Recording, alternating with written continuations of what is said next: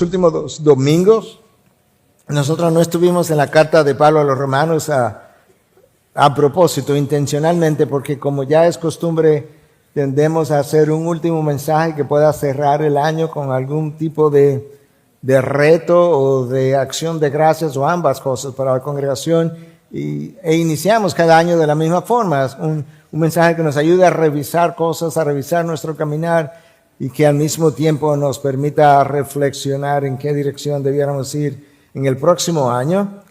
Y el primero de esos mensajes fue predicado por nuestro hermano Fabio Rossi, quien usó un texto de Josué que retaba al pueblo, ¿verdad?, antes de su muerte, y les decía, ustedes necesitan elegir a cuáles dioses van a servir, si aquellos dioses de aquel lado del Jordán, de aquel lado del río donde estaban sus progenitores, o si van a servir a Jehová, pero yo en mi casa serviremos al Señor. Y el próximo mensaje, que fue el domingo anterior, primero del año, yo hablaba de que si realmente amas a Cristo, tu obediencia sería tu deleite. Tu obediencia no sería algo forzado, ni una resignación de tu parte, ni un peso. Sería tu deleite, que tú podrías decir, al igual que el salmista, oh, cuánto amo hacer tu voluntad, o hacer tu voluntad. Exactamente como él lo dijo, es mi deleite. ¿Te imaginas que te levantes todos los días, te acuestes todos los días diciendo, en el día de hoy yo quiero hacer y yo hice la voluntad de Dios y fue mi deleite?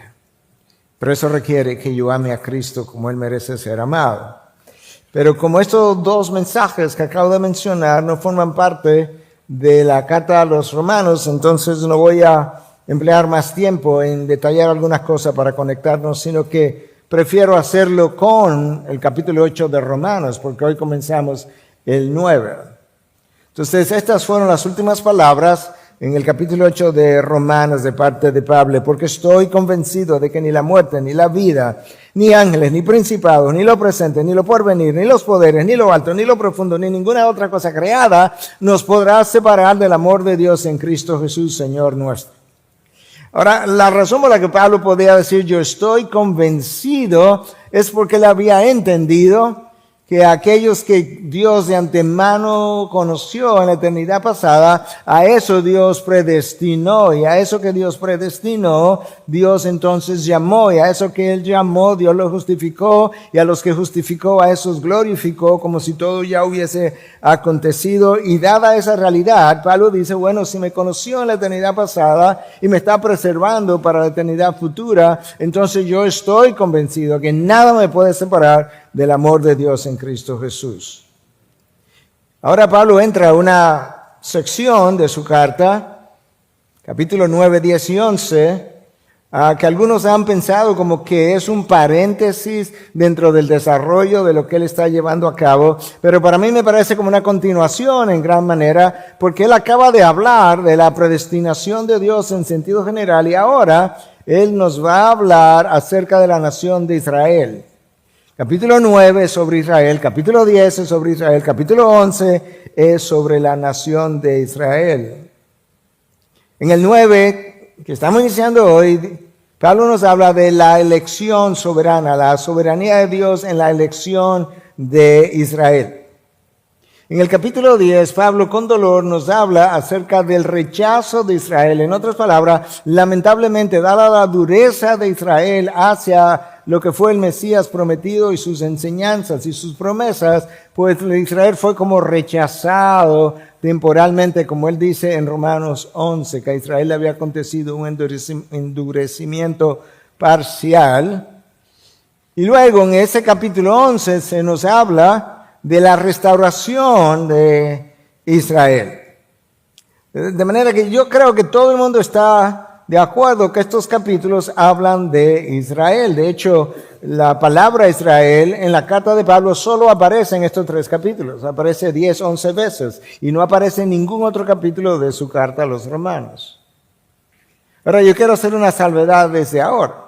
Y es que si toda esta sección representa una unidad, y el capítulo 9 habla de Israel y el capítulo 10 habla de Israel, en el 9 de la elección, en el 10 del rechazo y en el 11 de la restauración, me resulta difícil creer lo que algunos a quienes puedo admirar y aplaudir y pueden ser mis mentores entienden, que cuando habla de Israel en el capítulo 11, según ellos entienden, no se refiere a Israel sino a la iglesia. Yo digo eso porque un principio básico de hermenéutica o de interpretación bíblica es que cuando estás en un mismo contexto, una palabra no puede significar una cosa al principio y otra cosa después.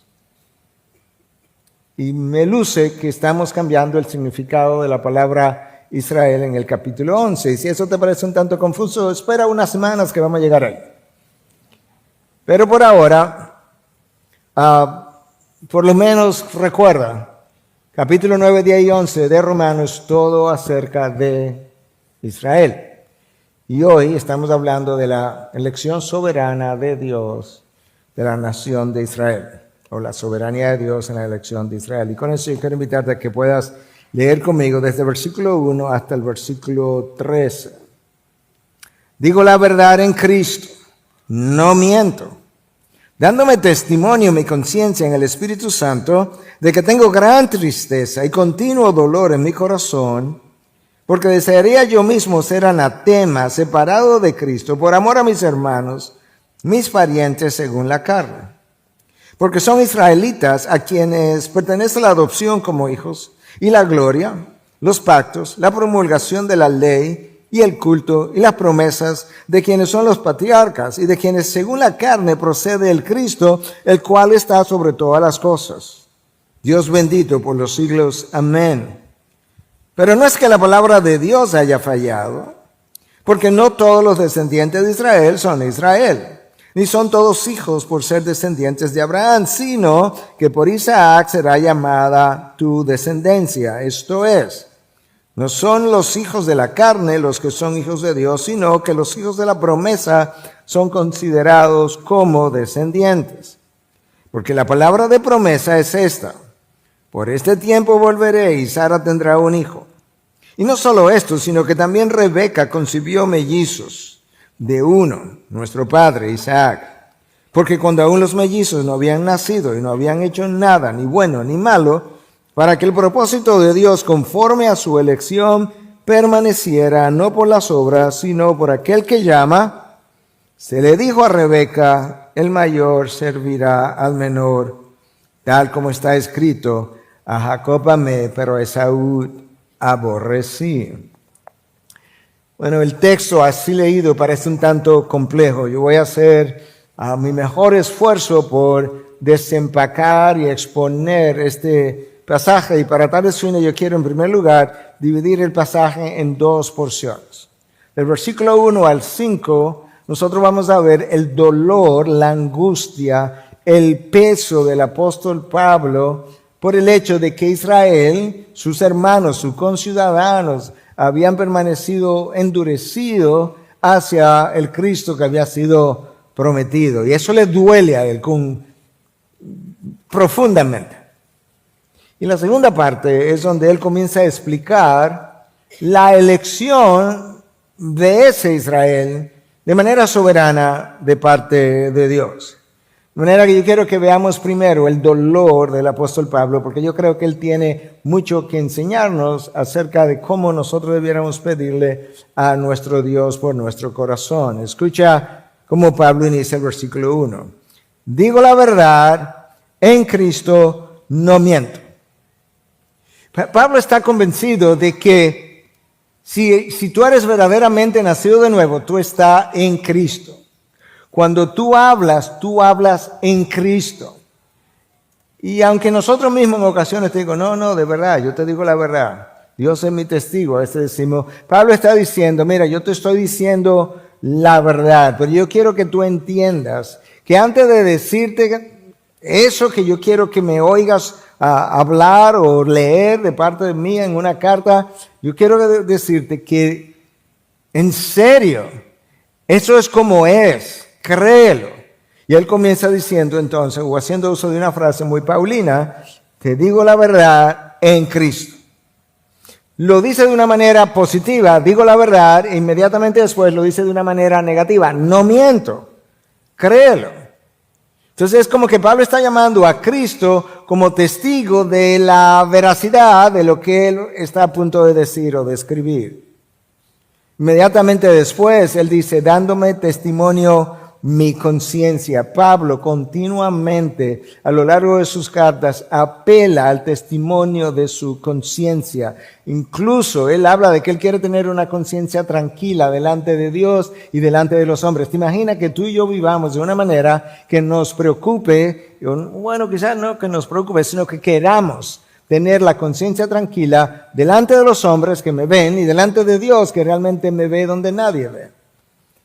Y Pablo apela a esa conciencia. Y él lo hace en Hechos 23:1, lo hace en 2 Corintios 1:12, lo hace en su primera carta a Timoteo en los versículos 5, 19 y lo hace en el capítulo 3 de esa primera carta a Timoteo, versículo 9. Pero él apela a esa conciencia otra vez en la segunda carta a Timoteo en 1:3. Una y otra vez Pablo habla de esa conciencia. Ahora algunos quizás se están preguntando qué es esa conciencia. La conciencia es una capacidad que Dios dio a los hombres, no a los animales, a los hombres, con la cual nosotros tenemos cierta habilidad de juzgar lo bueno o lo malo, lo que está bien, lo que no está bien, lo que es justo e injusto. Ahora, esa conciencia y su veredicto no siempre es válido, porque esa conciencia es afectada por nuestro ambiente cultural, lo que la gente considera bueno o malo en mi cultura. Es afectada de manera subjetiva por lo que a mí me conviene. De manera que mientras mejor informada esté la conciencia por la palabra de Dios, y mientras mejor trabajo la palabra de Dios haya hecho en mí para cambiar mi mente, pues más consistente será el testimonio de mi conciencia. Pero la conciencia es algo tan importante que la palabra misma nos instruye a que si tú no tienes tranquilidad de conciencia, aunque tú no encuentres en la palabra exactamente lo que estás pensando, no lo hagas, no violes tu conciencia. Y Pablo dice que todavía no ha dicho qué es lo que va a decir, pero antes de decirlo yo quiero que me creas, y he apelado a Cristo, he apelado a mi conciencia y voy a ir más allá. Dándome testimonio, mi conciencia en el Espíritu Santo. Es como que Pablo está diciendo, el Espíritu de Dios ha iluminado mi conciencia, ha iluminado la palabra para yo entenderla mejor. Y de esa forma yo quiero decirte que lo que estoy a punto de decir es cierto. Te lo digo en Cristo, te lo digo conforme a mi conciencia y te lo digo con un tercer testimonio o testigo que es el Espíritu Santo. Pablo, entonces, ¿qué es esto que tú introduces de una manera como tan solemne? Bueno, es esto, versículo 2, de que tengo gran tristeza y continuo dolor en mi corazón, porque desearía yo mismo ser anatema, separado de Cristo, por amor a mis hermanos, mis parientes según la carne. Escucha cómo la Nueva Traducción Viviente lo tiene. Tengo el corazón lleno de amarga tristeza e infinito dolor por mi pueblo, mis hermanos judíos. ¡Wow! En serio, Pablo.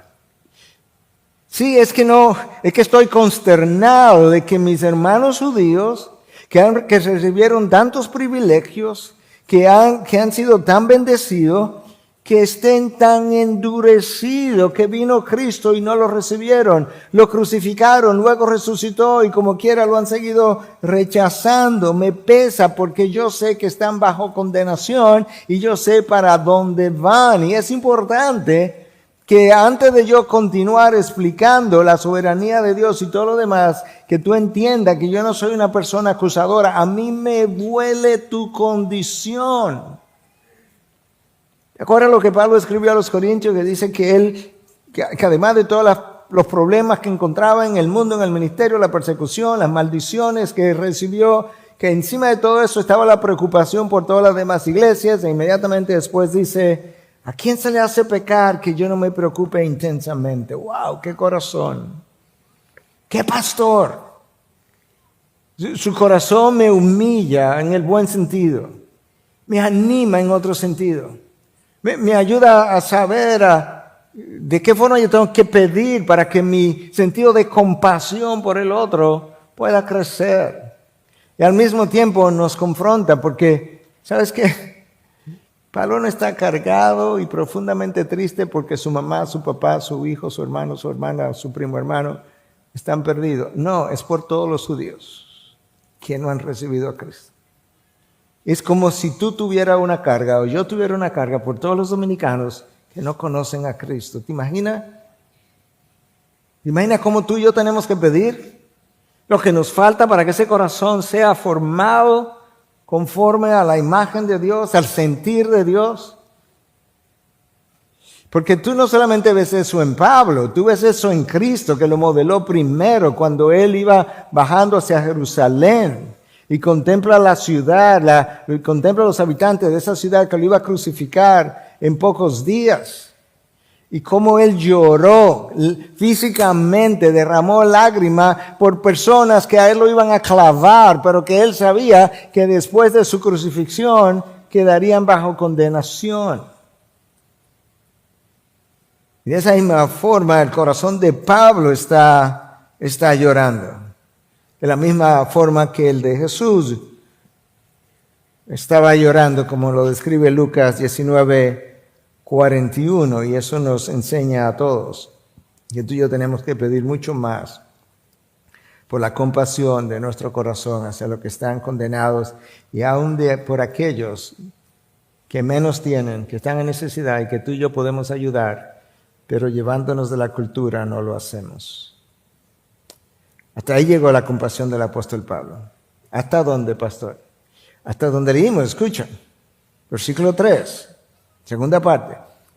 Yo estaría dispuesto, esta es la nueva traducción viviente, yo estaría dispuesto a vivir bajo maldición para siempre, separado de Cristo, si eso pudiera salvarnos.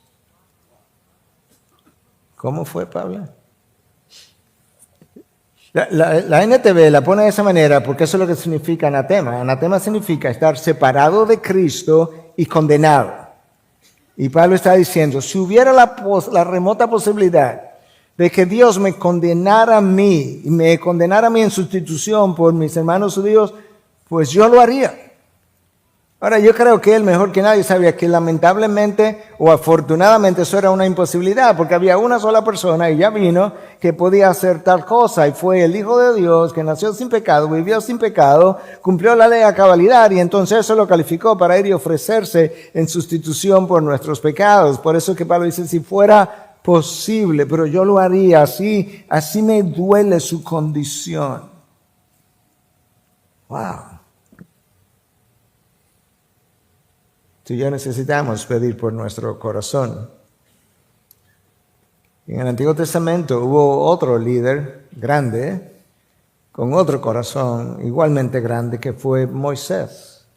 Porque en un momento dado Dios amenaza con destruir al pueblo judío después de la experiencia con el becerro de oro. Y le dice a Moisés que él estaba listo para destruirlos a todos y comenzar de nuevo con él, con Moisés. Y Moisés le dice, no, Dios, así no. Oye, Éxodo 32:32. Ahora, si es tu voluntad, perdona su pecado. Y si no, bórrame del libro que has escrito. En otras palabras, si tú no lo vas a perdonar, pues bórrame a mí y perdónalo entonces. Wow. No, ese es tu pueblo, el que tú sacaste al desierto. ¿Qué van a decir las demás naciones entonces? ¿Que el mismo Redentor que lo sacó es el que lo destruyó? Así no, Dios. Mejor bórrame a mí. Wow. Y Pablo está pensando, ha estado pensando, quizás por años, pero ¿cómo es posible si mis hermanos judíos, ellos son los israelitas, a quienes pertenece la adopción como hijos, el versículo 4, y la gloria, los pactos, la promulgación de la ley, el culto y las promesas? Y luego versículo 5, de quienes son los patriarcas y de quienes según la carne procede el Cristo, el cual está sobre todas las cosas, Dios bendito por los siglos. Amén.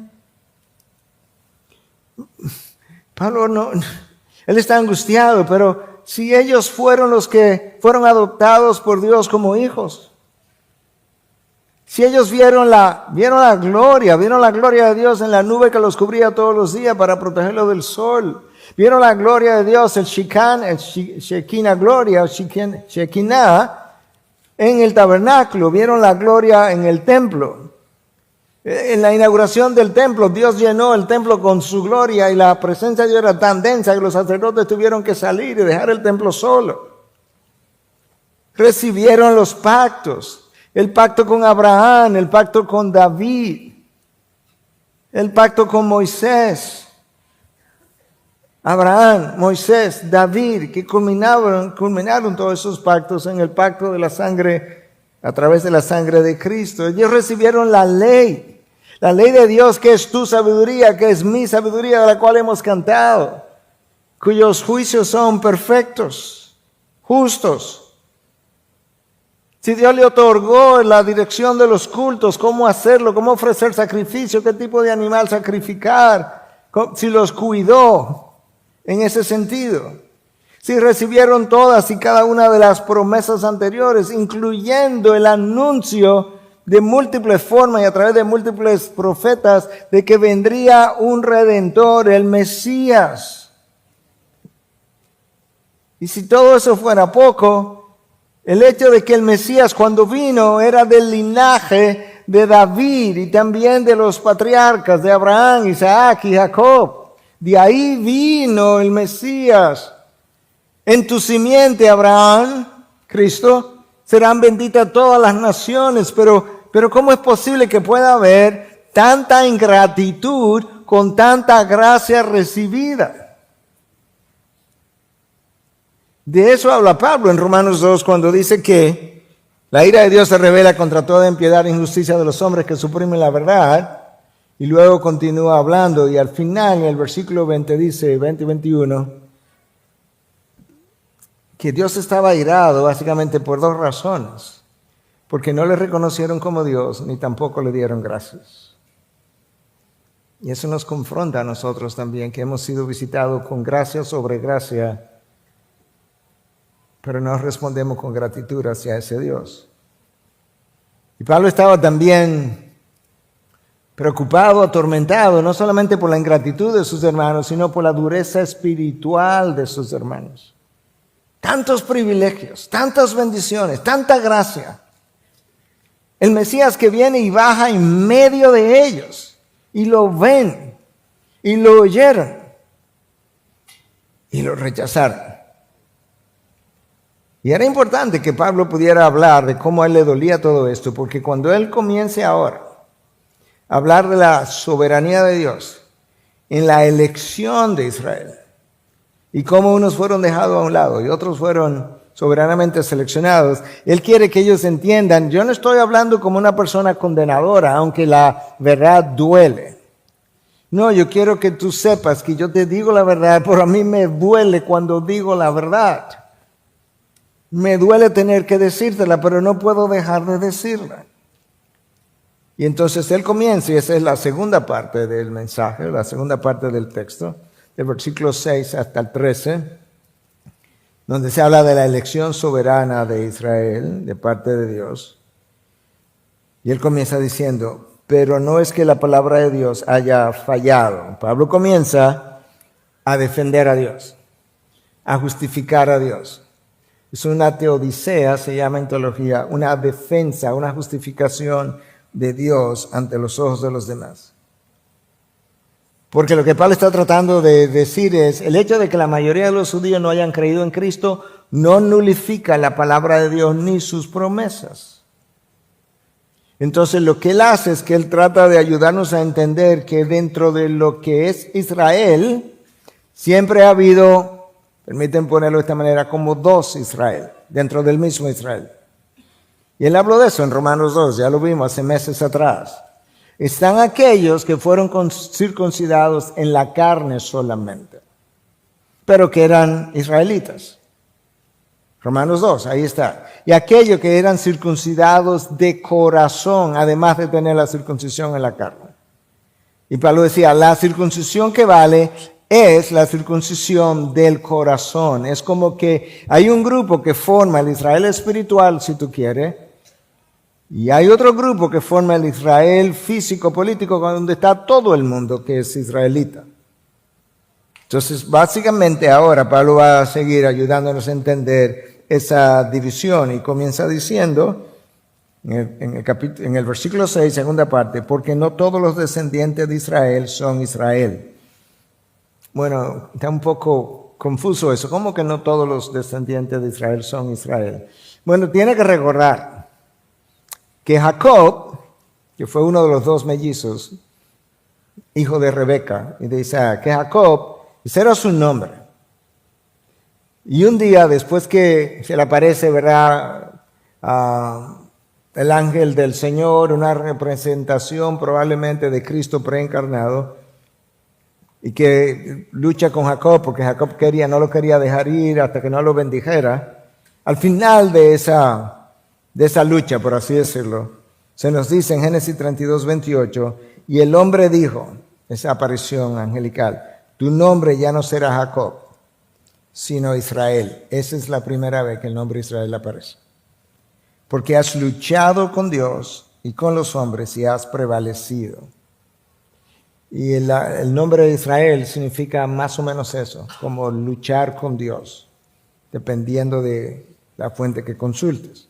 Entonces, eso es lo que Pablo está diciendo ahora, está ayudándonos a entender, no todos los descendientes de Jacob son Israel.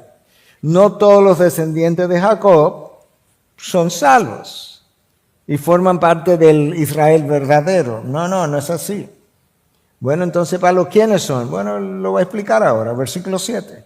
Ni son todos hijos por ser descendientes de Abraham, sino que por Isaac será llamada tu descendencia. Ok, vamos a tratar de desempacar eso un poco. Abraham tuvo 3 hijos. Él tuvo un primer hijo con Agar, la sierva de Sara, que no era el hijo de la promesa. Ahora explico un poco más. Tuvo a Isaac con Sara, que era el hijo de la promesa. Y cuando Sara murió, entonces él tuvo un tercer hijo. Que no vamos a entrar ahí para no complicar todo lo que estamos hablando. Quedémonos con los primeros 2. Entonces, Dios hace una promesa a Abraham de que tendría un hijo. Cuando él estaba ya avanzado en edad y Sara también, y Sara era estéril, y luego pasan 25 años más, imagínate cuán avanzado él estaba ahora, 100 años, y Sara con 75, y de repente Sara a los 75 años embarazada. El primogénito de Abraham fue Ismael, sí, pero él no era el hijo de la promesa. Ismael tuvo 12 hijos, sí, pero no era el hijo de la promesa. El segundo hijo de Abraham, Isaac, fue el hijo de la promesa. Y la promesa se le hizo a Isaac y sus descendientes, no a Ismael y sus descendientes. Ismael y sus descendientes llegaron a formar el mundo árabe, el pueblo árabe. Entonces, esos no formaron la nación de Israel, sino los descendientes de Isaac. Entonces, escúchalo otra vez, versículo 7. Ni son todos hijos por ser descendientes de Abraham, sino que por Isaac será llamada tu descendencia. Esto es, no son los hijos de la carne los que son hijos de Dios, sino que los hijos de la promesa son considerados como descendientes. En otras palabras, los hijos de la carne no son los hijos de Dios. En otras palabras, aquellos que están circuncidados en la carne, esos no son los hijos de Dios. Claro que no. Ya Pablo lo dijo en Romanos 2. Son los que tienen la circuncisión del corazón. Y el llamado de esos comienza por Isaac. ¿Ok? Entonces Pablo está tratando de explicar que la palabra de Dios no ha fallado. Porque hay un grupo que ha sido no solamente circuncidado en la carne, sino en el corazón, que forman el Israel espiritual, que son parte de los hijos de Dios, y los otros no. Versículo 9. Porque la palabra de la promesa es este: por este tiempo volveré, y Sara tendrá un hijo. No es Ismael, es Isaac. Es el hijo de Sara. Es el hijo de la promesa que ustedes no creyeron. Ese es, y sus descendientes, con lo que voy a trabajar de manera primaria. Ahora,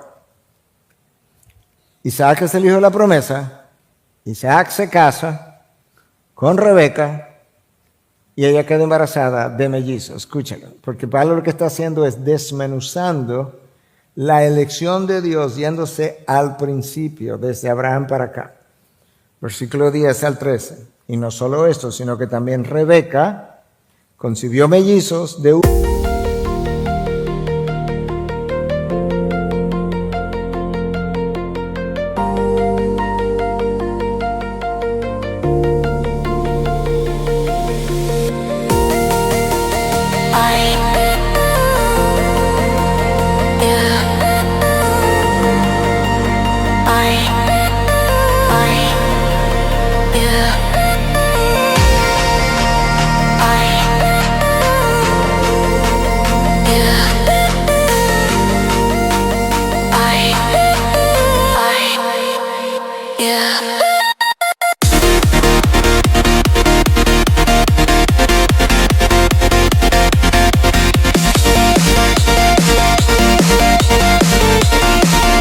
nuestro padre Isaac. Isaac, el hijo de la promesa. El hijo de la promesa se casa con Rebeca y ella sale embarazada de mellizos. Pero los mellizos no son elegidos los dos, porque cuando aún los mellizos no habían nacido y no habían hecho nada ni bueno ni malo, para que el propósito de Dios conforme a su elección permaneciera, no por las obras, sino por aquel que llama, se le dijo a Rebeca, el mayor servirá al menor. Tal como está escrito, a Jacob amé, pero a Esaú aborrecí. Lo primero que Pablo hizo fue explicar, Dios hizo una promesa a los hijos o descendientes de Isaac. Pero luego, cuando Isaac se casa y tiene Rebeca, dos mellizos, de los cuales Isaac era el padre, Dios eligió a uno y no eligió al otro.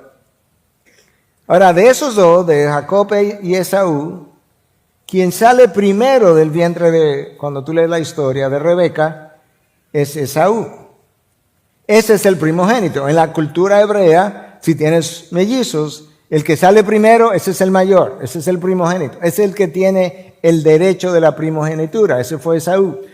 Y Pablo está diciendo, antes de que el parto se dé, a Rebeca Dios le dijo, el mayor, el que salga primero, va a servir al menor, al que viene después. Y la pregunta sería, pero ¿y por qué? Bueno, está aquí.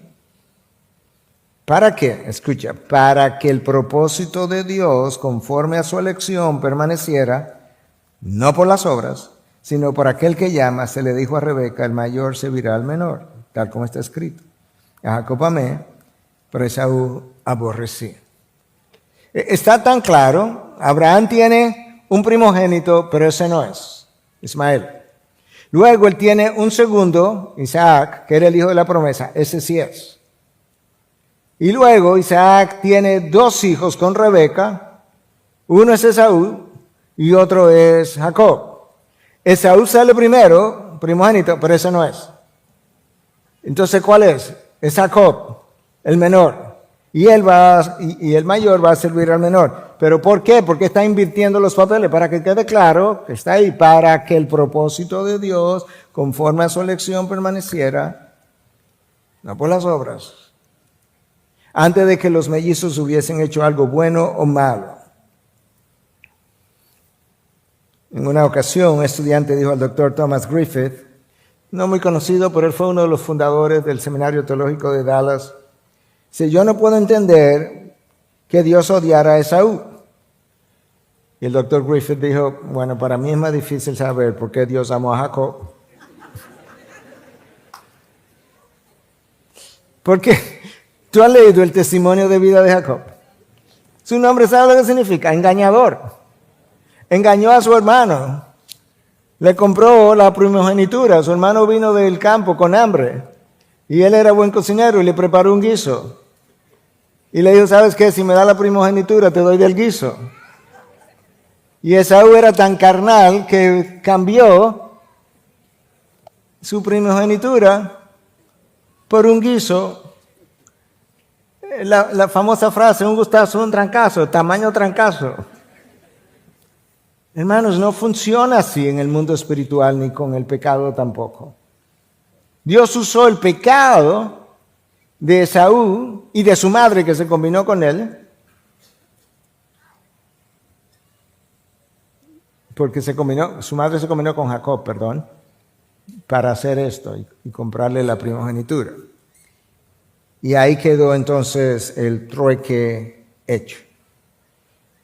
Pero Dios dejó claro que el hombre puede pecar o Satanás puede inducir al hombre a pecar para tratar de deshacer sus planes, y él como quiera va a llevar a cabo sus planes. Yo puedo hacer a Adán y Eva, yo puedo crear a Adán y Eva, formar a Adán y Eva, tú lo haces caer, no importa, mis planes prevalecerán.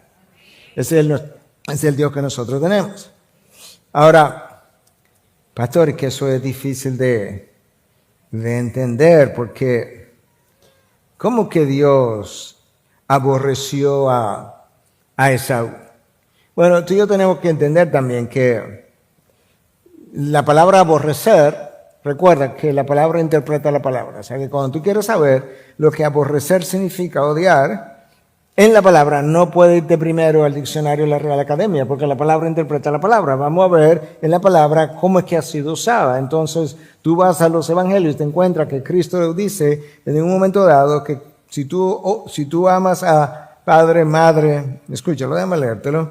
Si alguien viene a mí y no aborrece, ahí está la palabra, a su padre, madre, a su mujer e hijos, a sus hermanos y hermanas y aún hasta su propia vida, no puede ser mi discípulo. Pastor, yo no entiendo porque cómo es que el Señor me manda a odiar a mi padre, mi madre, mi hijo, mi hija, cuando al mismo tiempo me dice que ame a los que me maldicen y que ame a los que me persiguen, que ame a mi prójimo y me dice que ese es el segundo más grande mandamiento entonces, y que ame incluso a mis enemigos, y ahora me dice que a mi padre, mi madre, mi hijo, mi hija, si yo lo amo más que a él, que tú tienes que aborrecerlos a ellos y amarlo a él. Claro, porque necesitamos entender qué es lo que Cristo está diciendo. Esto es en términos relativos, en otras palabras. Si tu mamá y tu papá o tu hijo o tu hija o cualquier otra relación te mandan a hacer algo, quieren que tú hagas algo, y tú quieres favorecerlo a ellos, pero tú no me vas a obedecer a mí, entonces tú los amas más a ellos que a mí. Yo tengo que ser amado por encima de toda cosa, de toda posesión, de toda posición y de toda persona. Y si no, cuando los favoreces a ellos, dado quien yo soy, en esencia tú me estás aborreciendo a mí, amándolo a ellos. Es al revés, tú tienes que amarme a mí y aborrecerlos a ellos en ese sentido relativo. Pero no es en el sentido de aborrecer como nosotros lo entendemos. Porque tienes que amar aún a tus enemigos. Entonces, pastores, que esta doctrina de la predestinación y elección es difícil de entender. No es difícil de entender, ya yo te dije hace un tiempo, es difícil de tragar. Es cierto que yo no entiendo por qué Dios hace la elección de uno sobre otro, es cierto, pero no lo puedo entender porque tú sabes lo que Dios dice acerca de su sabiduría, que es insondable, que es inescrutable. Yo no lo puedo entender. Ahora, yo estoy obligado a hacer mi mejor esfuerzo para entender lo revelado, porque lo otro no lo ha revelado. Esto sí, para entender lo revelado y creer lo revelado. Y eso es lo que a la gente le da trabajo aceptar, no entender. Es que entendiendo lo revelado, se le hace difícil aceptar lo que acaba de entender. Pero hay razones para eso. En primer lugar, nosotros juzgamos a Dios conforme a como nosotros pensamos.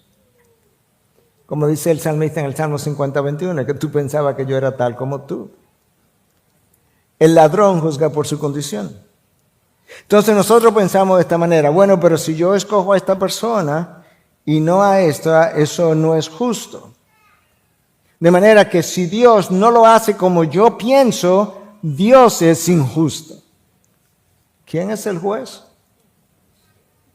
O sea, el acusado le dice al juez, señor juez, eso es injusto. Yo, el acusado, entiendo la justicia de esta forma, de manera que dé su veredicto conforme a mi entendimiento. Pero eso no es como es. Hermanos, yo creo que se cae de la mata, como decimos nosotros, que si el entendimiento de lo que Dios dice acerca de lo que sea choca con tu entendimiento acerca de lo mismo, uno de los dos está equivocado y averigua o pregúntate quién es. Pero no es Dios. De manera que si tú tienes dificultad en comprender lo que es injusto y justo, ¿sabes qué? Ajústate. Tú te ajustas, no Dios. Pero nosotros siempre queremos que sea Dios el que ajuste su entendimiento. En buen dominicano, tómate 3 dosis de ubicate para que sepa dónde está Dios y dónde está la criatura. Entonces la pregunta que tú y yo tenemos que hacernos no es, uno, si lo entiendo o no lo entiendo, si Dios lo ha revelado. Y si Dios lo ha revelado, ¿dónde está eso en la Biblia? Entonces yo lo que quiero ahora, a manera de aplicación y el tiempo que me queda, lo que yo quiero es como que podamos ver, para verlo objetivamente, qué es lo que Dios ha revelado. Porque lo importante no aquí es cómo el pastor Núñez entienda una cosa, porque mi entendimiento no establece la verdad, es la Biblia que establece la verdad. Donde la Biblia habla, nosotros callamos. Entonces, ¿qué es lo que Dios ha hecho? Bueno, vamos a tomarlo desde el principio. Dios eligió a Abraham. Lo oímos en el sermón de Fabio. Abraham estaba con sus padres al otro lado del Jordán adorando dioses paganos. Josué 24, 2 y 3. Abraham no estaba buscando a Dios. Y Dios, como ya dijimos, no eligió a su papá, no eligió a su hermano, no eligió a ninguno de sus familiares, a él. ¿Y por qué a él cuando él también adoraba a dioses paganos? Porque esa fue la elección de Dios. Número 2. Dios eligió a Israel como nación sacerdotal. Pero ¿por qué no Israel eligió a otra nación? Hoy estuviera tú preguntando que por qué esa nación y no otra. Pero ¿por qué no eligió a cualquier otra tribu? Primero, porque Dios es Dios. Y segundo, porque tú harías la misma pregunta ahora. Y esto es lo que Dios dice. De hecho, Joan lo leyó y qué bueno que lo leyó al principio. No nos pusimos de acuerdo, pero es el énfasis en Deuteronomio 7, versículos 7 y 8. El Señor no puso su amor en vosotros o en ustedes, ni os escogió a ustedes o por ser vosotros más numerosos que otro pueblo. No. Pues eres el más pequeño de todos los pueblos. De todos los pueblos, el menos importante, el más insignificante, eran ustedes. Y yo te escogí. Mas porque el Señor os amó y guardó el juramento que hizo a vuestros padres, Abraham, Isaac, Jacob, el Señor os sacó con mano fuerte y os redimió de casa de servidumbre, de la mano de Faraón, rey de Egipto. No había ninguna razón, ningún mérito, ninguna condición en ti, ni tú lucías mejor cuando yo te elegí. Eligió a Abraham, eligió a Israel. Dios eligió a los profetas. Ninguno de los profetas aplicó para la posición, como hemos dicho otras veces. Tú has leído que Amós estaba en el campo arando y de repente Dios se le aparece y dice, Amós, tú me vas a servir. Pero yo no te he hablado que yo tengo un llamado a profetizar. No, porque soy yo que elijo y yo te elegí. Tú eres mi profeta, Dios en adelante, deja eso. Y Amós dejó el arado. Wow. Dios eligió no solamente a los profetas, sino que de todos los profetas que Dios envió, todos fueron enviados a Israel, la nación que le escogió, excepto 3 de ellos. Jonás fue a Nínive, Nahum fue a Nínive, 40, 50, 60 años después, dependiendo de la fuente que leas. Y luego Abdías fue a los edomitas. ¿Y quiénes fueron los edomitas? Los descendientes de Esaú, que no formaron parte de Israel, porque Esaú no fue el elegido, Jacob fue el elegido. Oh, wow. De manera que los profetas fueron elegidos y luego enviados mayoritariamente a Israel y no a las demás naciones. Luego en el Nuevo Testamento, Dios le dice a los discípulos en Juan 15, 16, ustedes no me eligieron a mí, yo los elegí a ustedes. Conmigo no se dio lo que se daba en esa época con todos los discípulos y rabinos, y es que el discípulo escogía a su rabino y cuando no le gustaba la enseñanza, ellos tenían la libertad de irse, y eso es lo que Cristo le dice en un momento dado en Juan 6. Juan 6 nos dice que de ese momento en adelante muchos discípulos ya no andaban con él. Sí, ellos tenían libertad de irse, y en ese momento que Cristo se voltea y le dice, y ustedes, si quieren ir también, se pueden ir. Ahora yo fui que los escogí, ahora ustedes se pueden ir si quieren. Y no se fueron justamente porque era Dios quien los había escogido.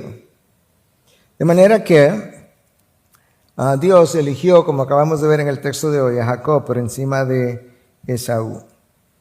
Si cruzamos al Nuevo Testamento otra vez, Dios eligió a los gentiles, a un grupo de gentiles, entre los cuales estamos nosotros. Pero los gentiles no andaban buscando a Dios, no, los gentiles ni siquiera sabían que ese Dios existía. Oye, como lo dice Dios a través de Isaías 65:1, me dejé buscar por los que no preguntaban por mí. Me dejé hallar por los que no me buscaban. Dije, heme aquí a una nación que no invocaba mi nombre. Es como lo ilustré esta mañana más temprano de esta manera. Imagínate que yo fuera Dios y ustedes son los gentiles. Ustedes no me andan buscando, no me conocen, tampoco yo le intereso a ustedes. Y yo vengo donde usted le digo, hey, mírame, heme aquí, yo soy el Dios a quien tú debes servir. No me hacen caso. Mírame, soy yo, encuéntrame. De este lado, mira, soy yo, encuéntrame. Esa es, Dios vino, bajó a los gentiles, como a Pablo, que no lo andaba buscando, que andaba persiguiendo a aquellos que adoraban a Jesús, y en medio de la persecución, Jesús lo selecciona, lo tumba al piso, le dice, Saulo, Saulo, ¿por qué me persigue? ¿Tú sabes lo que Pablo le dijo? Era, ¿quién eres tú, Señor? Inmediatamente le llamó Señor, no sé qué él vio, pero vio mucho para decirle Señor inmediatamente. ¿Quién eres tú, Señor? Pablo no tenía idea de quién era que le estaba hablando. Y Cristo salió a buscarlo. Él eligió a los gentiles. Es más que eso. Dale para atrás al reloj. Y vámonos a la eternidad pasada antes de Adán y Eva. Los ángeles que no cayeron con Lucifer, Satanás, fueron elegidos. Mira como Pablo lo dice en 1 Timoteo 5:21. Te encargo solemnemente en la presencia de Dios y de Cristo Jesús y de sus ángeles escogidos, que conserves estos principios sin prejuicios, no haciendo nada con espíritu de parcialidad. Si Dios no escoge a esos ángeles, se van también atrás de Lucifer, porque la criatura, como hablamos el miércoles pasado, quiere su independencia. La criatura no tolera el hecho de ser dependiente. La criatura quiere ser autónoma, porque la criatura cree que es como el creador que es autónomo. La criatura no es autónoma. Yo puedo elegir bajarme de aquí o subir aquí. Sí, yo tengo ese tipo de libertad, claro que yo lo tengo, pero no soy autónomo. De manera que ahí están los ángeles escogidos, pero nosotros siempre tenemos dificultad. Y frecuentemente decimos, no, es que eso a mí no me parece justo. Bueno, no sé, pero a Dios que me lo explique cuando llegue allá, pero no me parece justo. Oye, como Martín Lutero lo dijo. ¿Debiera quejarse el hombre de que Dios actúa injustamente cuando eso es imposible? O, segunda pregunta de Lutero, ¿sería posible entonces que Dios ya no sea Dios? En otras palabras, ¿cuál opción tú quieres? Porque si Dios puede hacer algo injusto, no estamos hablando de Dios ahora, porque Dios por definición no puede. O tú aceptas que si Dios lo hizo, eso es justo. Esa es la definición de justicia. Justicia no es lo que a mí me parece justo, es lo que Dios hace. Entonces, la primera dificultad que yo tengo en aceptar la elección de Dios de todas estas formas que hemos hablado es porque yo juzgo a Dios como si fuera yo mismo. Número 2, tenemos la dificultad porque yo quiero seguir creyendo que el hombre, como quiero ser autónomo, que el hombre tiene todavía la libertad de escoger a Dios. No, no tiene la libertad de escoger a Dios. Él se hizo esclavo del pecado. Su pecado se lo impide, esclavizó la voluntad. Y hemos hablado de esto también, Romanos 3, versículo 10, 11, 12. No hay justo, ni aun uno. No hay quien entienda, no hay quien busque a Dios. No hay quien entienda. Aún le predicamos el evangelio, no hay quien lo entienda. No hay quien busque a Dios. Nadie anda buscando a Dios, ni quiere buscar a Dios. Todos se han desviado, algunas se hicieron inútiles. No hay quien haga lo bueno, no hay ni siquiera uno. En otras palabras, si Dios no elige, tú sabes para dónde vamos todos. A la condenación. Entonces, ¿qué tú prefieres? Que Dios le diga al ser humano, ustedes me escogen, pero no hay garantía, porque ¿saben dónde vamos a terminar? O yo, sabiendo dónde van a terminar, tomo la decisión en toda mi sabiduría santa, omnisciencia, omnipotencia y en mi santidad infinita, yo tomo la decisión de elegir a algunos para salvación. ¿O tú piensas que realmente el ser humano puede elegir mejor que Dios? No. Porque Dios es infinito en cada uno de sus atributos. El problema es que hemos reducido el tamaño de la imagen de Dios. Mira cómo A.W. Tozer lo pone en su libro el Santo, el Dios Santo, el conocimiento del Dios Santo. Escuche. La iglesia ha abandonado lo que fue una vez su alto concepto de Dios y lo ha sustituido por uno tan bajo, tan innoble, que Dios es completamente indigno del pensamiento y de la adoración de los hombres. En otras palabras, Dios es tan reducido que los hombres ni siquiera se dignan a adorarlo. Esto no lo ha hecho la iglesia deliberadamente, sino poco a poco. Y sin darse cuenta o sin su conocimiento. Y esa misma inconsciencia hace que su situación sea más trágica. El hecho de que la iglesia haya dejado el alto concepto de Dios y lo haya reducido a uno pequeño, a un Dios manejable, a un Dios no tan santo, a un Dios no tan demandante, a un Dios indulgente, ha hecho ahora, y lo ha hecho inconscientemente, sin darse cuenta, porque no es a propósito, eso hace su situación más trágica, porque la iglesia no sabe que no sabe. Por tanto, no puede ni siquiera cambiar. Pero ya Dios ha revelado en su palabra, Isaías 55:9, porque como los cielos son más altos que la tierra, así mis caminos son más altos que sus caminos y mis pensamientos más que tus pensamientos. Escúchame, tú no puedes encumbrarte a donde están mis pensamientos. Ahora yo puedo tratar de bajarte algo de mi pensamiento que tú puedas entender. Lo revelo y tú lo crees. O el mismo profeta Isaías en 40:25, Dios hablando en otra ocasión a través de él. ¿A quién pues ustedes me harán semejante para que yo sea su igual? Dice el santo. Dime quién. ¿Dónde está el que se compara conmigo? Yo no tengo consejero, yo a nadie le he pedido consejo, porque el consejo que me pueda dar va a ser tan infinitamente peor que lo que yo pueda pensar, que no voy a perder mi tiempo. Es más, el consejo que tú me des acerca de lo que yo debo hacer contigo te va a hacer la vida peor a ti. Porque yo tengo la compasión y la misericordia y la gracia que tú no tienes, aún para ti. Versículo 28 de Isaías 40. ¿Acaso no lo sabes? ¿Es que no lo has oído? El Dios eterno, el Señor, el creador de los confines de la tierra, no se fatiga ni se cansa. Pero esto era lo que yo quería. Su entendimiento es inescrutable. No, yo tengo que aprender, yo tengo que descubrir aquí por qué Dios eligió a uno y no a otro. Bueno, bien hecho para comenzar a descubrir, pero entiende que cuando termine no está ahí. Las cosas secretas le pertenecen a Dios y las reveladas nos pertenecen a nosotros y a nuestros hijos. Deuteronomio 29:29. Entonces, ¿qué hago, pastor?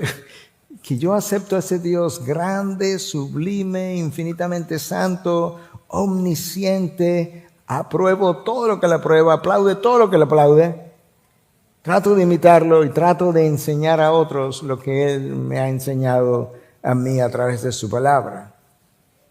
Ahora, hermanos, eso, si tú eres nacido de nuevo, claro, si eres nacido de nuevo, pero si eres nacido de nuevo, ese es tu mayor garantía, gozo, satisfacción y acción de gracia. Debiera ser el hecho, wow, sin yo merecerlo, sin mérito, por ninguna obra, ni anterior ni posterior, Dios me eligió y me hizo parte de su familia, me hizo uno de sus hijos. Cuando yo era un rebelde, inmoral, cuando no quería ni estaba buscando de Él, ni sabía que Él existía, Él salió atrás de mí.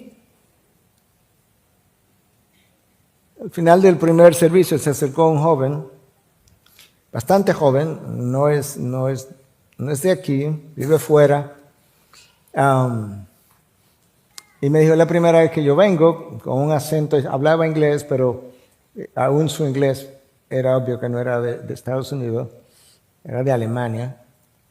Y comenzó a hacerme preguntas. Y su primera pregunta fue, ¿cómo tú encontraste a Dios?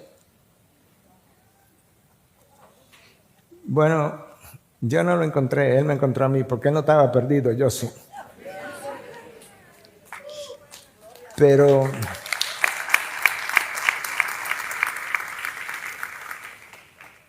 le describí un poquito, en resumen, cómo, cuándo, dónde Dios me encontró. Le dije, pero oye una cosa, pídele a ese Dios que te abra los ojos. Porque si Él no abre los ojos de tu entendimiento, no lo vas a poder ni ver ni entender. Esto es una obra de Dios, por completo. Por el simple hecho de que tú vengas, porque le dije al final, bueno, estoy aquí para servirte, si vuelves al país, yo dudo que pase por aquí. Era como muy circunstancial. Bueno, yo creo que Dios te trajo para que oyera este mensaje. Porque en su soberanía, a mí me parece que hay una alta posibilidad de que Él te cayó atrás. Cuando lo oigas, responde a su voz. Eso es como es, hermano. Ahora, si Dios te cayó atrás y te encontró, y luego te dice, escúchame lo que eres. Eres un linaje escogido. Eres un sacerdocio real. Eres una parte de una nación santa para que proclame mis virtudes. ¿Cómo puedo yo seguir reflejando las virtudes de mi hombre viejo? No puede ser. Tendría que ser igual que Pablo ahora y decir, oh, cuánta ingratitud, con tanta gracia, tanta misericordia, que Dios te ha buscado con tanta paciencia. Y luego que Dios te haya elegido para hacer algo tan fuera de todo, fuera de serie, reflejar sus virtudes, proclamar sus virtudes, sus excelencias, dicen algunas Biblias, sus atributos. ¿Te imaginas el privilegio que eso es? Sobre todo cuando me encontró tan enlodado, tan enredado, tan perdido, me limpió y me salvó y me está ahora preservando para glorificarme y darme, junto con Cristo, la coherencia del reino de los cielos. Yo voy a heredar con Cristo. Hermano, ¿te imaginas el gozo? Yo espero que tú salgas de aquí dando brincos, saltando y diciendo, para el resto de mi vida, esta es mi función, esta es mi misión, reflejar a Cristo, hablar a Cristo con gratitud, con gozo, y su voluntad será mi deleite. Padre, gracias. Padre, gracias por tu gracia, por tu misericordia, por tu paciencia, por tu benevolencia para conmigo y para con cada uno de tus hijos. Oh Dios, gracias por tus promesas. Tú eres fiel, en medio de mi infidelidad tú eres fiel. Gracias porque tú haces los pactos y luego Tú te mantienes fiel a tu pacto, aun cuando yo rompo tu pacto. Perdóname, perdónanos. Oh Dios, danos lo que se requiere. Danos llenura de tu espíritu. Danos convicción de pecado. Danos convicción de verdad. Para que yo pueda entonces permanecer fiel al pacto que tú hiciste conmigo. Un pacto de salvación unilateral, con las condiciones que tú elegiste, pero ayúdame a cumplir tus condiciones. Yo no tengo condiciones estipuladas. ¿Y cómo puedo yo poner condición a un Dios tan alto, sublime, soberano, santo como tú, oh Dios? Señor, abre mis ojos para yo aquilatarte, para yo aquilatar a Cristo. Que Cristo sea mi tesoro, que Cristo sea mi motivación, que yo respire cada segundo por amor a Cristo, por honor de Cristo, para gloria de Cristo. Oh Señor, aviva a tu pueblo, levanta a tu pueblo, remueve las ataduras y ayúdanos a volar contigo a la altura de tu gloria, ayudado por tu Espíritu en Cristo Jesús. Su pueblo dice, amén, amén.